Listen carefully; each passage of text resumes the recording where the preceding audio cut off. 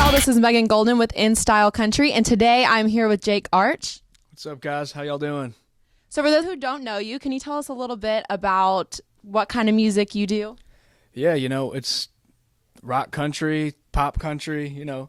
everything that you're hearing on the radio right now, and a little bit of a traditional spin on things, trying to keep it a little bit old school. Nice. That's cool. That's cool. All right. So we're in Style Country, so we focus a lot on the fashion of things. So can you tell us, does your music and your style kind of correlate with each other at all? Yeah, absolutely. I typically I'm always rocking a hat, kind of laid back, but no, fashion is definitely a big influence. Actually, my girlfriend is a fashion designer too, so she helps me out with all that. That's good to have someone to give you some pointers. Yeah. So that's a huge thing to have on my team. So yeah, I love the whole fashion aspect of everything.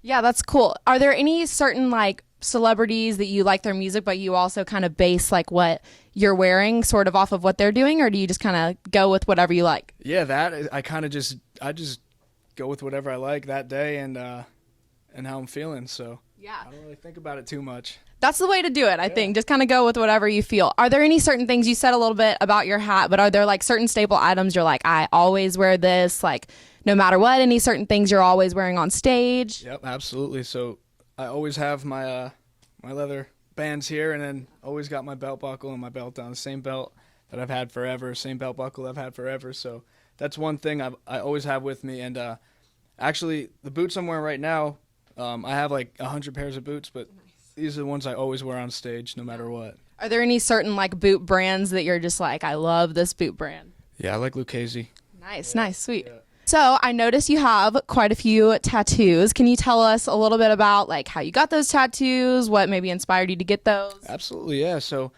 I got my first tattoo when I was 16 years old. I got that for a buddy who passed away. That was my first one. And then, I fell in love with the artwork. Being an artist, I want to, be able to let other artists use me as a medium for their art. So I kind of went to my artist and was like, do your thing, I'll be your canvas, and I trust you, freehand it, and she did, and I ended up with this pretty cool sleeve here. But I have a whole bunch of tattoos. I got a cool one on my shoulder that I got done tabori, which is that ancient Japanese way where they stab you 1,000,000 times with a stick. So that was cool. That hurt, but it was kind of zen. You kind of just lay there and relax and wake up, and it's done. The artist doing it didn't speak a word English, so I told him I wanted a lotus, and he was like, lotus? I'm like, I hope he said lotus. Yeah, let's do it, man. And when I woke up, luckily I had a lotus, so it worked out. It was cool. Very brave of you to trust with that. Yeah. So that's cool, because a lot of times, fashion is another form of art and creativity, and so that's cool too that you're using your tattoos just to, have a whole nother form of art and creativity and all that kind of stuff. So I was reading your bio a little bit earlier. I noticed you've opened for quite a few pretty big artists. Can you tell us a couple different people that you've opened for? Yeah, my first bigger name I opened for was Parmalee. They're awesome guys. They actually got my foot in the door with things. After the show, got to hang out on their tour bus and got some advice from them. That was in 2012. But that was a cool experience to have. People like Jana Kramer, which that was cool. She's doing her thing now. I still haven't seen One Tree Hill. Sorry. But you got to get on that. I know, I'm slacking. I told her I would.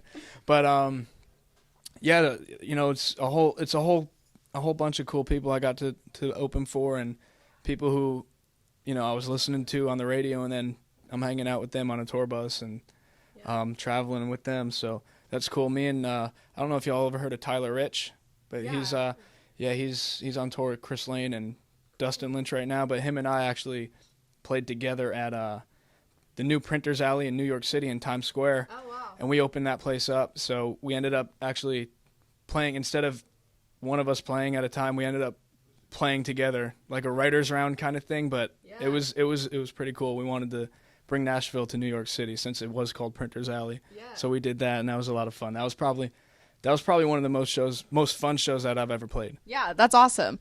So do you have any new music coming out, any music you're working on currently? Yeah, for sure. Actually, we're going to be recording tomorrow and the day after tomorrow.